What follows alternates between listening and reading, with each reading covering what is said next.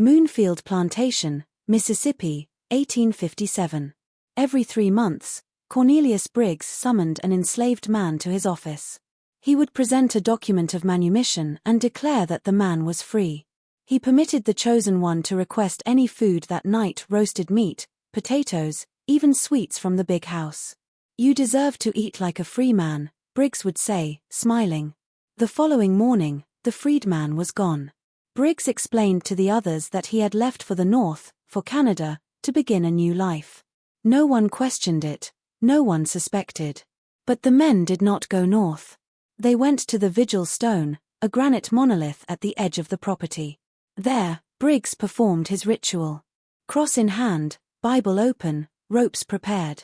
He believed innocent blood kept his land fertile and the ghosts of his 3 dead children at peace. The ritual worked for 2 years. 8 men vanished. 8 times the land drank blood until Jeremiah was chosen. He ate his final meal, was taken to the stone, received the blows, and was left there alone in the dark. But 3 months later, as Briggs prepared the 9th ritual, he heard footsteps approaching from the forest. Footsteps he recognized, footsteps that should not exist. Before we continue with this shocking tale of vengeance, don't forget to subscribe to the channel and comment which city you're listening from. Thank you, and let's go on. Cornelius Briggs was not always a monster. There was a time when neighbors spoke well of him, when he attended church each Sunday with his wife Margaret and their 3 sons. He was known as a fair businessman, strict, perhaps, but not cruel. His cotton fields yielded good harvests. His slaves worked without excessive punishment, and his family seemed blessed. That changed in the spring of 1855. His youngest, Thomas, only 5 years old, fell ill with a fever no doctor could explain. The boy burned for 3 days straight, crying for water his body could not keep down. On the 4th day, Thomas died in his mother's arms, his small body convulsing one last time before going still. Margaret never recovered from that first blow. She became a ghost in her own home, pacing the halls at night, checking empty beds, calling names that no longer answered. 2 months later, the middle son, William, 8 years old, complained of stomach pains. By evening, he was vomiting blood. By midnight, he was gone. The town doctor examined the body and found nothing: no poison, no illness he could name. Only death, swift and merciless. The eldest, Benjamin, was 12 when his brothers died. He tried to be strong for his mother, to fill the silence they had left behind. But 4 months after William's death, Benjamin woke up screaming. He said he saw his brothers standing at the foot of his bed, skin gray, eyes empty. He said they were calling him to come play. 3 days later, Benjamin drowned in the creek that ran through the property. His body was found face down in water barely 2 feet deep. Benjamin had been an excellent swimmer. After the 3rd funeral, something inside Cornelius Briggs broke. He stopped attending church. He stopped speaking to neighbors. He spent hours alone in his study, reading books Margaret had never seen before, books with strange symbols, written in languages she did not recognize. One night she found him in the fields at midnight, digging. When she asked what he was doing, he looked at her with eyes that no longer seemed entirely his own. "The land is cursed," he said. "Our sons are trapped. They cannot rest. The soil drinks death but gives nothing back. It must be fed properly. It must be cleansed." Margaret pleaded with him to see reason, to speak with the pastor, to leave this place and start anew somewhere else. But Briggs refused. He had convinced himself he understood what the land required. He had found the answer in those strange books, in rituals that predated Christianity, in practices civilized men had abandoned centuries before. He needed innocent blood. Not the blood of his own family, the land had already taken that, but blood nonetheless. Pure blood. The blood of those who had committed no crime, who bore no guilt. The enslaved people on his plantation fit that description perfectly. Briggs knew he could not simply kill them outright. Questions would be asked. Neighbors would talk. The law, even in Mississippi, had limits. And so he crafted his deception, the false freedom papers, the promise of a new life, the last meal, a touch of kindness that made the lie believable. The first man he chose was named Samuel, a field worker, strong and healthy, about 30 years old. Briggs called him to the office on a Tuesday evening. He showed him the papers, explained he was being freed as a reward for good service. Samuel's hands shook as he held the document. He could barely read, but he recognized the seal, the signature. "You may leave tomorrow morning," Briggs told him. "But tonight, you eat whatever you wish. Consider it my gift." Samuel asked for fried chicken, cornbread, and apple pie. The cook in the big house prepared it all, confused by the master's orders but not daring to question. Samuel ate alone in the kitchen, tears running down his face. He thought of his mother, dead before he was sold away from Virginia. He thought of freedom, of walking down a street without fear, of earning wages, of perhaps finding a wife who could not be sold away from him. That night, Briggs came for him. "Time to go," he said. "We'll walk to the edge of the property. There's a man with a wagon waiting to take you north." Samuel followed, his few possessions wrapped in a cloth bundle. They walked past the slave quarters, past the cotton fields, to the vigil stone. That was when Samuel saw the cross, the ropes, the Bible. "Master Briggs," he said, confusion in his voice. He never finished the sentence. Briggs struck him from behind, and Samuel fell. When he awoke, he was tied to the stone. Briggs stood over him, reading passages from the Bible in a voice that no longer sounded quite human. The ritual took an hour. When it was done, Briggs left Samuel's body at the base of the stone and returned to his house. He washed his hands carefully, changed his clothes, and burned the bloody garments in the fireplace. The next morning, he told the other enslaved people that Samuel had left for his new life in the north. 3 months later, he did it again. And again. And again. By the time Jeremiah's turn came, 8 men had already disappeared. 8 families in the quarters mourned in silence, not daring to speak their doubts aloud. 8 times Briggs had performed his ritual, and 8 times he had returned home believing the land was satisfied, that his sons could rest peacefully. Jeremiah was different from the others. He was 26, tall and lean, with scars on his back from a previous master who had sold him south after he tried to run. He spoke little, worked hard, and watched everything. While others lowered their eyes when Briggs passed, Jeremiah's gaze followed the master with an intensity that made some uneasy. He had noticed the pattern. Every 3 months, someone was called to the big house. Every 3 months, someone received the promise of freedom. Every 3 months, someone disappeared into a new life no one ever heard from again. Jeremiah did not believe in the freedom story. He had seen too much, survived too much, to trust a white man's promise. But he also knew that questioning it openly would bring punishment, or worse.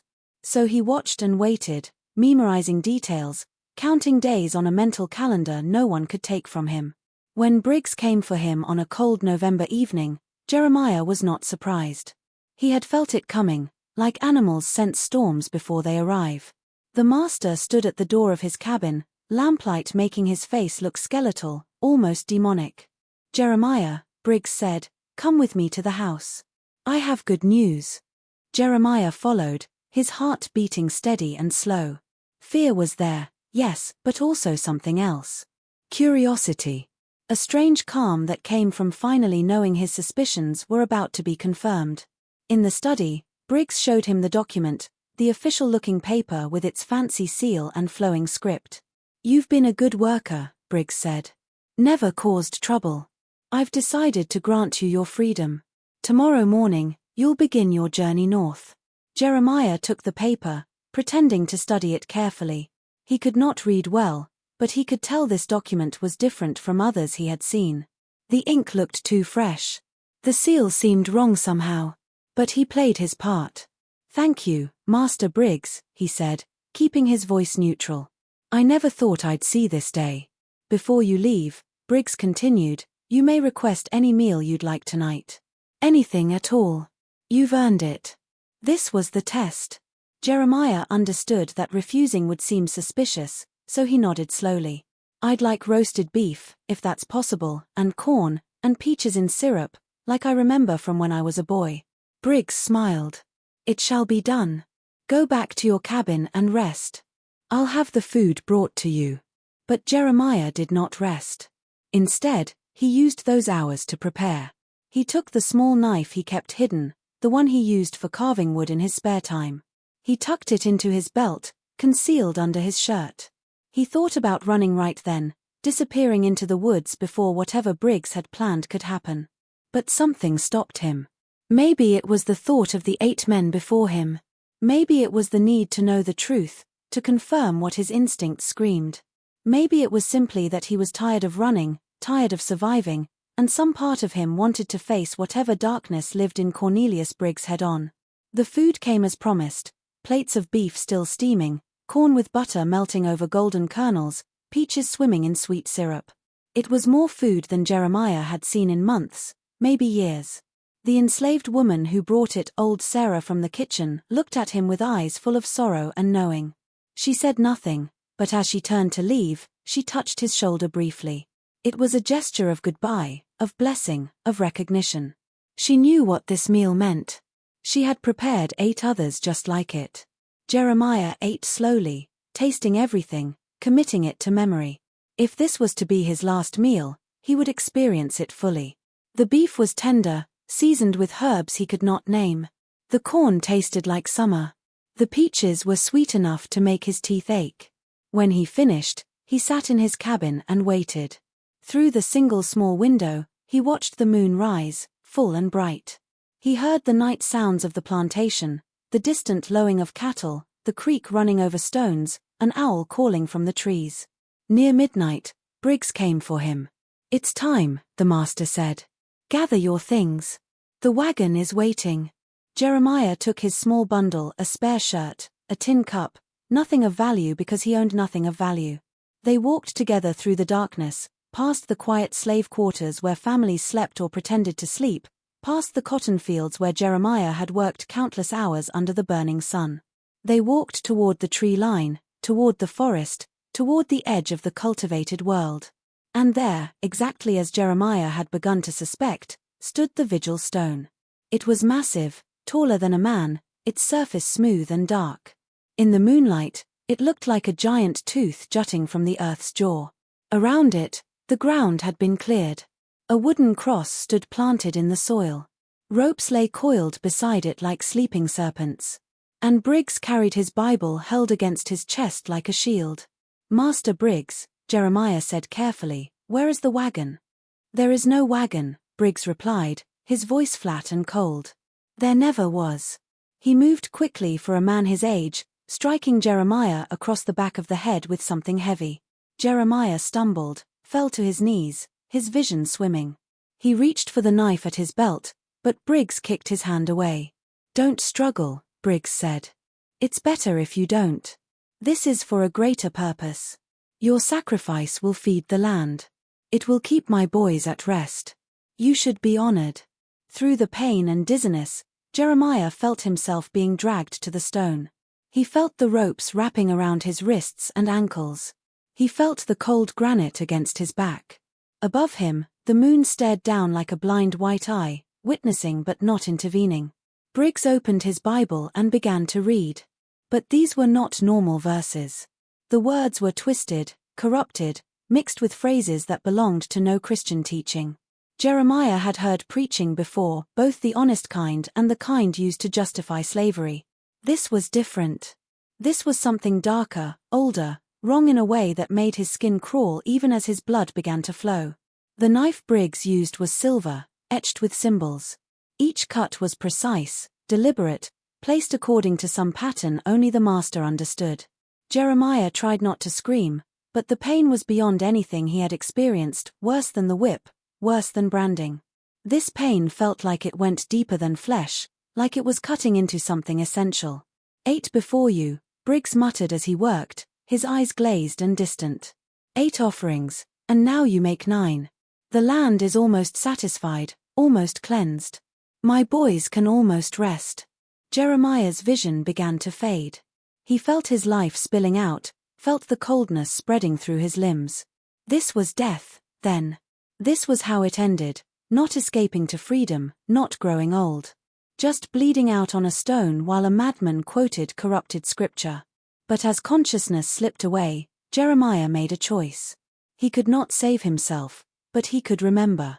He could hold on to one thought, one purpose, one promise. If he somehow survived this, if by some miracle he lived, he would return. He would stop this. He would make sure no 9th man, no 10th man, no other man would die on this stone. That thought was the last thing he held as darkness took him.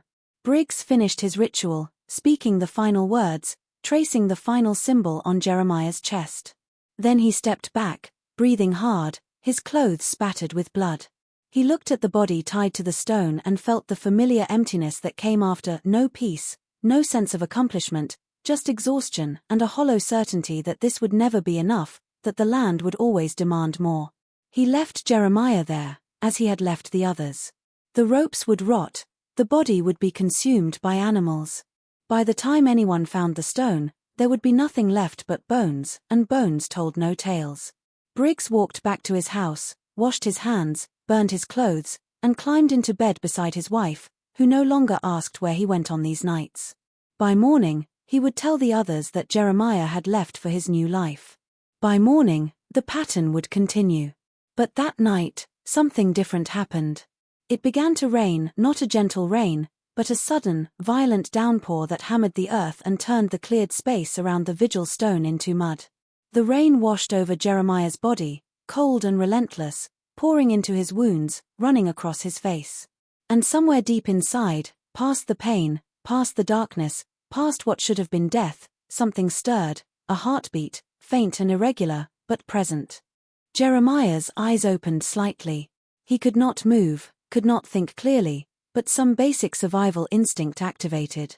The rain had loosened the knots, the blood had made the ropes slippery. He pulled, barely conscious of what he was doing, pulled with strength that should not have existed. One hand came free, then the other. He rolled off the stone, landing face first in the mud. The rain continued to fall, washing away blood, hiding his trail. He began to crawl, not knowing where he was going, just moving away from the stone, away from death. He crawled for what felt like hours, maybe was hours. His mind flickered in and out of consciousness. He was aware of trees passing, of thorns tearing at his skin, of the ground changing from soil to marsh to standing water. He had reached Fogg's Hollow, the swamp that lay beyond Briggs's property, the place enslaved people whispered about, the place where runaways supposedly hid. His strength finally gave out. Jeremiah collapsed in shallow water, half submerged in mud and reeds, and darkness took him again. He woke to voices, hands lifting him, faces looking down, dark faces with eyes full of concern and recognition. These were the runaways, the invisible community that lived in the swamp's heart, the people who had escaped and never been found. They carried Jeremiah deeper into Fogg's Hollow, to a camp hidden among ancient cypress trees. They laid him on a platform of woven branches, covered him with stolen blankets. An old woman, her hair white as cotton, examined his wounds with practiced hands. "He was at the stone," she said quietly. "Same marks as the others we found. But this one lived. Will he make it?" someone asked. The old woman was silent for a long moment. "That depends on him. On whether he wants to." For 3 days, Jeremiah burned with fever. He dreamed of the stone, of Briggs's face, of the 8 men who had died before him. He dreamed of his mother's voice singing songs from Africa, songs she had learned from her mother. He dreamed of freedom, real freedom, not the false promise Briggs had offered. On the 4th day, the fever broke. Jeremiah opened his eyes to find himself in the swamp camp, alive against all logic. The old woman brought him water, then thin broth, then soft food his stomach could handle. "You're the first," she told him when he could finally speak. "The first to survive the stone. We found the others over the years. We gave them proper burial, said prayers over them. But you lived. How long?" Jeremiah asked, his voice raw. 3 days since we found you. Maybe 4 since he cut you." Jeremiah touched his chest, felt the bandages covering his wounds, felt the scars that would never fully heal. "The others in the quarters, they think I'm free. They think I'm in the north." The old woman nodded. "And they'll think the same of the next one Briggs chooses. And the next. Until someone stops him." "When is the next ritual?" "If his pattern holds, 3 months from when he took you. He's done this for 2 years now. Always the same timing, Always the same ceremony. Jeremiah lay back, staring up at the canopy of trees, at the Spanish moss hanging like grey hair. 3 months. He had 3 months to heal, to plan, to prepare. 3 months to become strong enough to do what needed to be done. He did not speak his intention aloud, but everyone in the camp understood. They had all run from slavery, all escaped from horrors of their own. They recognized the look in Jeremiah's eyes. It was the look of a man who had died and come back with a purpose. Over the following weeks, Jeremiah healed faster than should have been possible. He was young and strong, but more than that, he was driven by something beyond normal motivation. He ate everything offered, regaining his strength. He exercised carefully, rebuilding muscles that had nearly wasted away. He learned the paths of the swamp, memorizing every trail, every landmark, every route that led back toward Moonfield Plantation. The camp residents helped him. They shared what they knew about Briggs's patterns, his habits, his movements. A few of them were former slaves from Moonfield itself, people who had run years before the rituals began. They drew maps in the dirt showing the layout of the property, the location of the quarters, the position of the vigil stone. "You planning to kill him?" one man asked directly. Jeremiah was quiet for a long time. "I'm planning to stop him." "That's not an answer." "It's the only answer I have." As the weeks passed, Jeremiah noticed something strange happening to his body. The wounds healed, but not normally. The scars formed patterns, the same patterns Briggs had carved. Sometimes, in certain light, they seemed to glow faintly. The old woman noticed it, too. "The ritual was meant to kill you," she said. "But it didn't. Now you carry its marks, but not its curse. Maybe that means something. Maybe it gives you power over him." Jeremiah did not believe in magic or curses or power. He believed in survival. He believed in justice. He believed that Cornelius Briggs had to be stopped before a 9th man died. The 3 months passed slowly but inevitably. Jeremiah counted every day, watching the moon cycle through its phases. He knew Briggs would choose the full moon for his next ritual, just as he had for all the others. He knew the master would call someone new to his study, show them false papers, offer them a last meal, lead them to the stone unless someone stopped him first. On the night before the full moon, Jeremiah prepared to leave the swamp. The camp residents gave him what they could: a knife, dark clothes, food for the journey. The old woman gave him something else, a small bag of herbs. "Put this on the ground around the stone," she said. "It won't stop him, but it might protect the next person he chooses. Might give them a chance to run." Jeremiah took the bag, though he did not plan to use it. He did not plan to give Briggs a chance to hurt anyone else. He had 3 months to think about what he would do when he returned. 3 months to imagine the confrontation. 3 months to decide whether he was a man seeking justice or revenge, and whether there was really any difference between the two. As he left the camp and moved through the dark swamp toward Moonfield Plantation, Jeremiah felt strangely calm. He had died once already. He had nothing left to fear. He was a ghost returning to haunt the man who tried to bury him. He was a debt coming due. He was the answer to a question Briggs should have asked 3 months ago: what happens when a sacrifice refuses to stay dead? The plantation looked exactly as Jeremiah remembered. Nothing had changed. The same cotton fields stretched toward the horizon. The same oak trees lined the path to the big house. The same lanterns flickered in the windows. It was as if time had stopped, as if the world had simply continued without him, indifferent to his suffering. Jeremiah moved through the darkness like a shadow. He had learned stealth in the swamp, learned how to move without sound, how to become invisible even in moonlight. He passed the cotton fields where he had worked countless hours. He passed the barn where he had slept during harvest season. He passed the quarters where his people still lived, still suffered, still disappeared every 3 months. He could see lights in some of the cabins. People were awake, restless. They knew what tonight was. They had counted the months just as he had. They knew Briggs would soon choose his next victim. Jeremiah crept closer to the big house. Through a window, he could see Briggs in his study. The master sat at his desk, writing something, the false freedom papers, probably. The same lie he had written 8 times before. The same trap.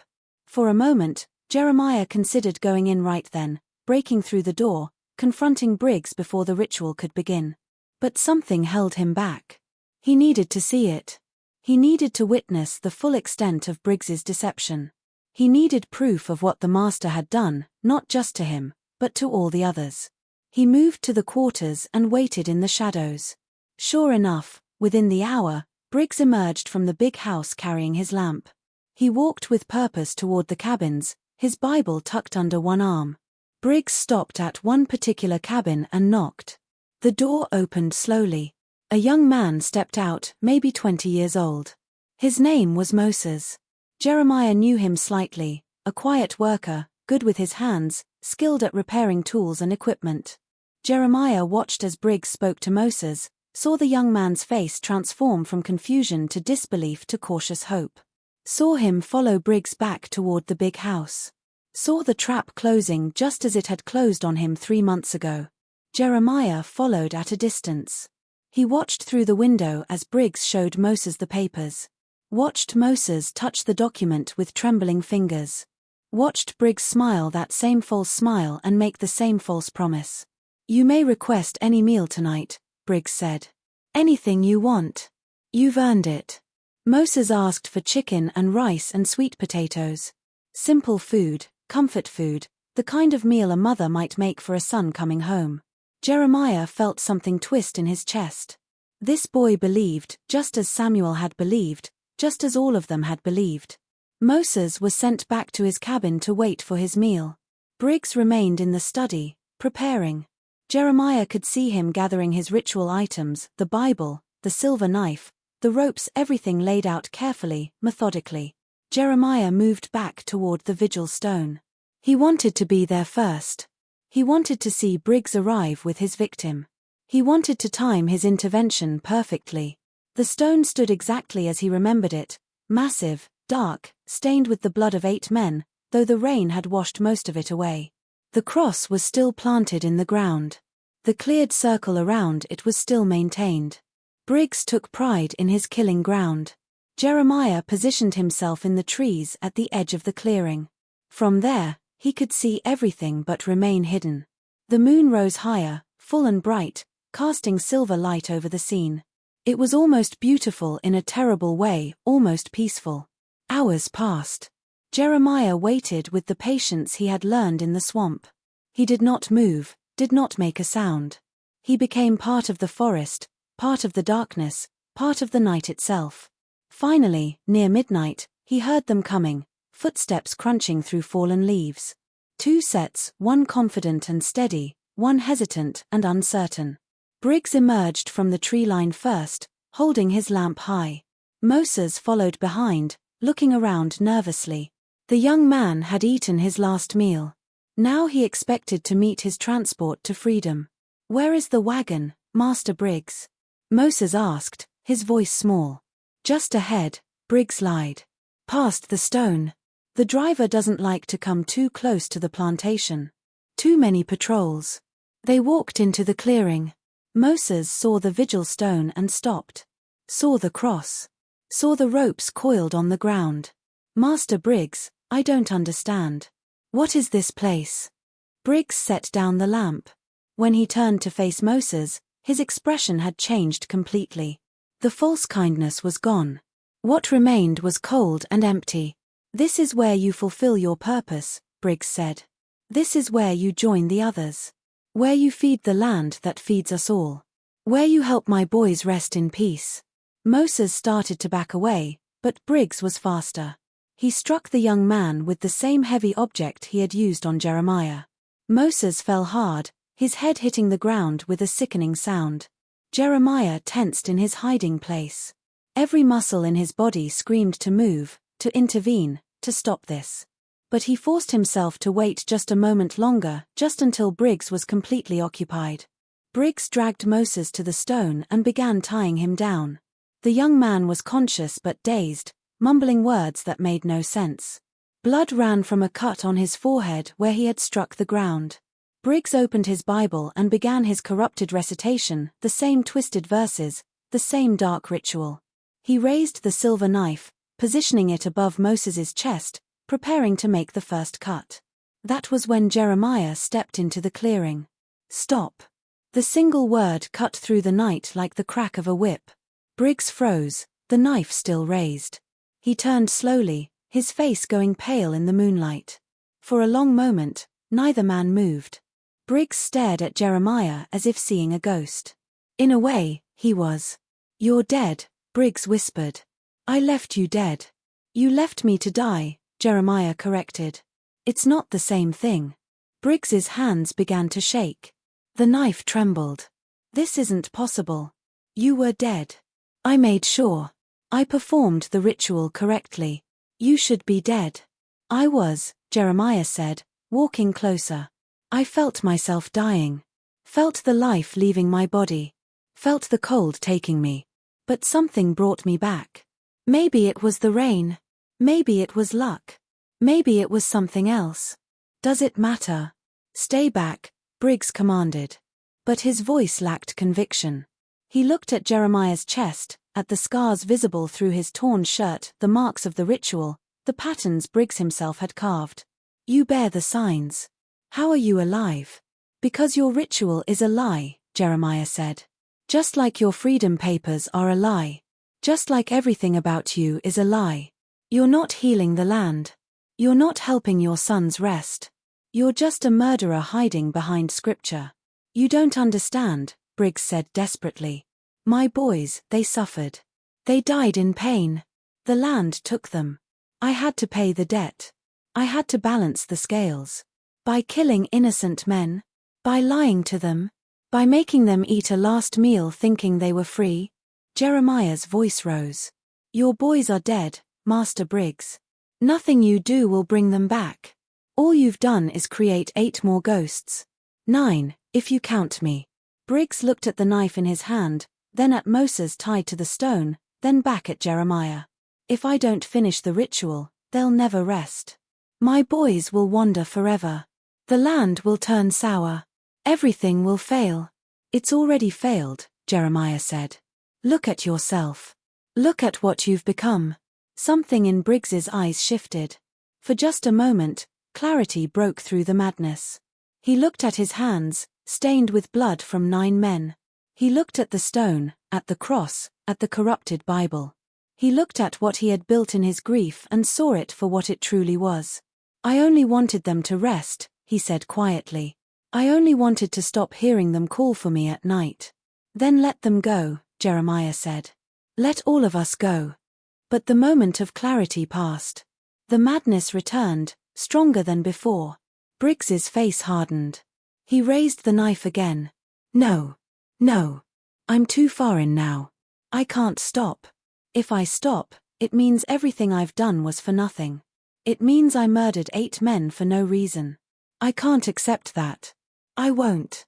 He turned back to Moses, preparing to complete the ritual. Jeremiah moved fast, covering the distance between them in seconds. He grabbed Briggs's wrist, stopping the knife inches from Moses's chest. The 2 men struggled, locked together over the stone. Briggs was older but driven by desperate strength. Jeremiah was younger but still healing from wounds that should have killed him. They fought in silence except for grunts of effort and the scuffle of feet in dirt. The knife fell from Briggs's hand. Jeremiah kicked it away into the darkness beyond the lamplight. But Briggs wasn't finished. He grabbed the cross from the ground and swung it at Jeremiah's head. Jeremiah ducked, but not fast enough. The cross caught his shoulder, sending pain shooting down his arm. He stumbled back, and Briggs pressed his advantage, swinging again. This time, Jeremiah caught the cross. He twisted it from Briggs's hands and threw it aside. Then he grabbed the master by his shirt and pulled him close. "It ends tonight," Jeremiah said. "No more rituals. No more deaths. No more lies." "Then kill me," Briggs spat. "Go ahead. Add 1 more murder to the total. Prove you're no better than I am." Jeremiah stared into Briggs's eyes. He thought about revenge. He thought about justice. He thought about all the men who died on this stone. He thought about how easy it would be to tie Briggs down, to use his own knife, to make him feel what they felt. But he didn't. Instead, Jeremiah dragged Briggs to the stone. He used the same ropes Briggs had used on others. He tied the master down, positioning him exactly as he had positioned his victims. Briggs struggled and cursed, but Jeremiah was stronger. When Briggs was secured, Jeremiah untied Moses. The young man was conscious now, staring at the scene with wide, terrified eyes. "Go," Jeremiah told him. "Run to the quarters. Wake everyone. Tell them what happened here. Tell them the truth about the Freedom Papers, about where the men really went. Tell them it's time to choose." Moses hesitated for only a moment, then ran. His footsteps faded into the forest, leaving Jeremiah alone with Briggs. The master lay on the stone, looking up at the moon. "What are you going to do?" he asked. "If you're not going to kill me, what's the point of this?" Jeremiah picked up the cross. He walked to the side of the stone and drove it into the ground there, right beside Briggs's head, close enough for the master to see, close enough to cast a shadow across his face. "I'm going to let you wait," Jeremiah said. "Just like you made them wait. Let you wonder if someone is coming. Let you hope for mercy. Let you feel what they felt in their last moments." "They'll find me," Briggs said. "My overseer will come looking. Someone will come." "Maybe," Jeremiah agreed. "Or maybe not. Maybe everyone who finds you will just keep walking. Maybe they'll decide you deserve to wait a little longer. Maybe they'll think about 8 dead men and decide your comfort doesn't matter much." He turned to leave, then stopped. "Your boys are dead, Master Briggs. They've been dead for 2 years. Nothing you've done has helped them. Nothing you've done has meant anything except pain. If they can see you now, I don't think they're proud." Jeremiah walked away from the stone, leaving Briggs tied there beneath the moon. He headed toward the quarters, where lights were beginning to appear in windows. Moses must have reached them, must have told them what happened. Now they had to decide what came next. As Jeremiah approached, people emerged from their cabins. They stared at him, at this man who should be in the north, who should be free, who should be anything except standing before them covered in scars and mud. Old Sarah from the kitchen stepped forward. "Jeremiah? Is that truly you?" "It's me. We thought you were free. We thought you made it north. I know what you thought. That's what Briggs wanted you to think. That's what he wanted you to believe about all of them. But there was no freedom. There was no north. There was only the stone." Murmurs spread through the gathered crowd. Confusion. Disbelief. Anger beginning to build like a distant storm. "Show us," someone called out. "Show us this stone." So Jeremiah led them, all of them, men, women, even children. They walked through the dark plantation, past the fields, past the tree line, to the clearing where the vigil stone stood. There they found Briggs, still tied, still waiting. The gathered people stood in silence, looking at the scene. Looking at their master bound to the stone he had used to kill their brothers, their sons, their friends. Nobody moved to free him. Nobody spoke in his defense. They just stood there, witnessing, bearing silent testimony to the truth that had been hidden for 2 years. Finally, old Sarah stepped forward. She looked down at Briggs with eyes that held no pity, no fear, only a terrible knowing. 8 men, she said quietly. 8 good men. Samuel, Thomas, Robert, John, Daniel, Isaac, Benjamin, Jacob. 8 meals I cooked for men I knew would die. 8 times I said nothing, because what could I say? Who would believe an old slave woman against a white master? She turned to the others. "Now you know. Now we all know. The question is, what do we do about it?" The crowd murmured, voices rising and falling like waves. Some called for vengeance. Some called for justice. Some simply wanted to walk away, to leave Briggs tied to his own stone and forget he ever existed. Jeremiah raised his hand for quiet. When they settled, he spoke. "Master Briggs dies, we all die. They'll hunt us down. They'll hang us. They'll burn the plantation. His death solves nothing." "Then what?" someone asked. "We just let him go. Pretend this never happened." "No," Jeremiah said. "We make a choice. We can stay here, living under a master who kills us for his own madness. Or we can leave tonight. All of us. Together. Leave to where? Old Sarah asked. They'll come after us. They'll track us down. Some of us will be caught, Jeremiah admitted. Some of us might not make it. But in the swamp, there are people, free people. People who escaped and built a life. They'll help us. And even if we're caught, even if we fail, at least we'll have tried. At least we'll have chosen our own path instead of waiting for the next ritual, the next lie, the next death. The crowd was silent, considering. It was a terrifying choice: stay in known suffering, or risk unknown danger. Accept chains, or reach for freedom that might not exist. Moses spoke up, his voice shaky but determined. I was supposed to die tonight. Jeremiah saved me. If he can survive what was done to him, if he can come back from that stone, then maybe we can survive whatever comes next. I'm going with him. One by one, others stepped forward. Young men first, those with the least to lose.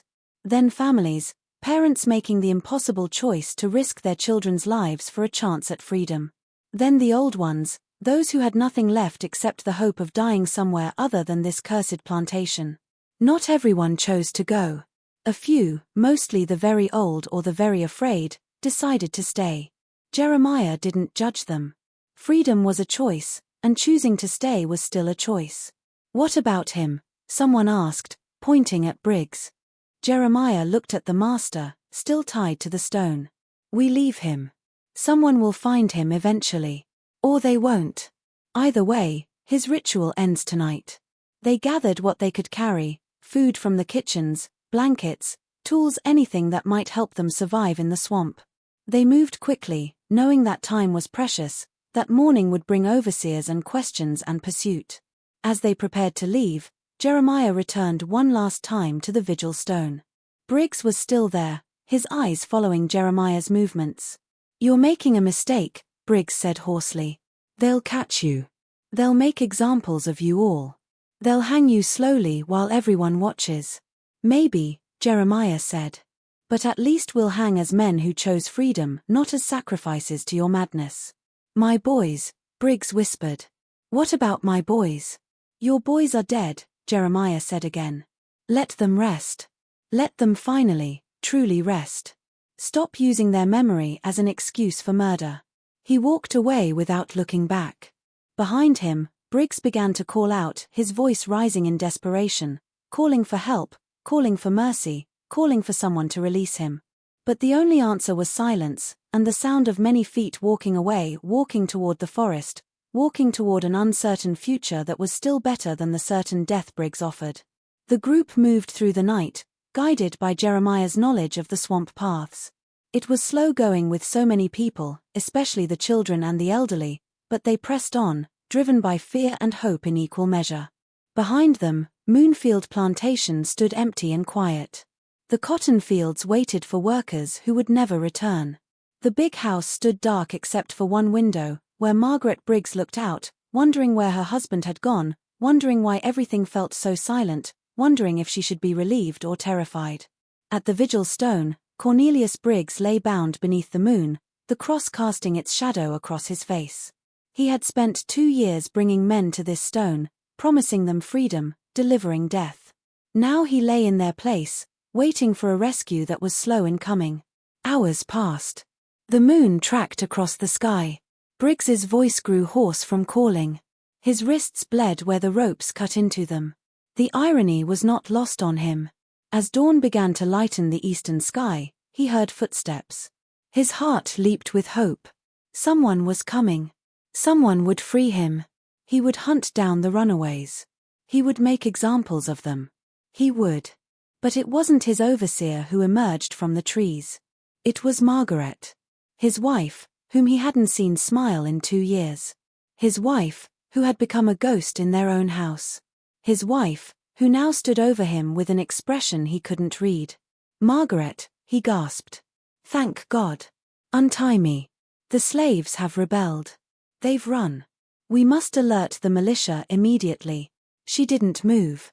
She just looked at him, looked at the stone, looked at the ropes and the cross and the Bible lying in the dirt. How many? She asked quietly. What? How many men died here, Cornelius? How many times did you come to this stone while I lay awake wondering where you went? He couldn't answer. Couldn't find the words. Margaret knelt beside him, close enough that he could see her face clearly in the growing light. She looked older than her years, worn down by grief and loneliness and suspicion she had never dared voice. I thought you were visiting their graves, she said. Our boys' graves. I thought that's where you went on these nights. I thought you were mourning. She touched his face gently, almost tenderly. But this isn't mourning, is it? This is madness. I did it for them, Briggs insisted. For our boys. To give them peace. They're dead, Cornelius. They've been at peace for 2 years. The only one who hasn't found peace is you. She stood up and started to walk away. Margaret, you can't leave me here. Untie me. She paused at the edge of the clearing and looked back. I'll send word to the overseer. He'll find you eventually. Then, softer, almost to herself, I need time to think about what comes next. About whether I can live with a man who did this. About whether I even want to try. She disappeared into the trees, leaving Briggs alone again. He pulled against the ropes until his wrists bled freely. He called until his voice cracked. He prayed to a God he had stopped truly believing in 2 years ago. Hours later, the overseer finally arrived. He cut Briggs free and helped him back to the big house. The master immediately ordered a hunt for the escaped slaves, offering rewards, threatening consequences. But by then, Jeremiah and the others were deep in Fog's Hollow, welcomed by the community there, hidden among the cypress trees and Spanish moss. Some would eventually be recaptured. Some would die trying to reach truly free territory. But many would survive, would build lives in the hidden places, would tell their children about the night they walked away from Moonfield Plantation and never looked back. And at the center of every telling was Jeremiah, the man who died and came back, who faced his killer and chose mercy over revenge, who offered freedom not as a false promise, but as a genuine choice. Cornelius Briggs lived another 5 years after that night. His plantation failed, slowly but inevitably. Without workers, the cotton rotted in the fields. Without respect, he couldn't hire new slaves or keep the few who remained. Margaret left him after 6 months, returning to her family in Charleston. She never spoke to him again. The vigil stone stood untouched, avoided by everyone who knew its history. Grass grew around it. Vines crawled up its surface. The cross rotted and fell. The Bible was carried away by animals or weather, or perhaps by someone who felt it deserved burial. Briggs never performed another ritual. He never killed another man. But he never found peace, either. His nights were filled with dreams of the stone, of 8 dead men standing in a circle around him, of Jeremiah returning again and again with those scars glowing faintly in the darkness. When he finally died in 1862, alone in his empty house, some said it was from illness, others said it was from a broken heart. But those who knew the truth understood that Cornelius Briggs had died years before, the night his 9th victim refused to stay dead, and showed him that some sins can never be washed away by blood. The land of Moonfield Plantation eventually returned to forest. The big house collapsed. The slave quarters rotted. Nature reclaimed everything the Briggs family had built. But stories remained. Stories of the vigil stone. Stories of the ritual that happened every 3 months. Stories of 8 men who died believing in false freedom. And stories of Jeremiah who survived what should have killed him and used that survival to free others. Those stories traveled. They were whispered in other slave quarters. They were shared along the Underground Railroad. They were told around fires in swamp camps and in the safe houses of abolitionists. They became legend. And the legend always ended the same way, with a reminder that some promises of freedom are lies designed to kill you. But real freedom, the kind worth dying for, is something you have to seize yourself. Nobody can give it to you. Nobody can grant it as a reward for good behavior. Freedom, true freedom, is something you take. And once you take it, once you truly claim it, no one can ever tie you to their stone again.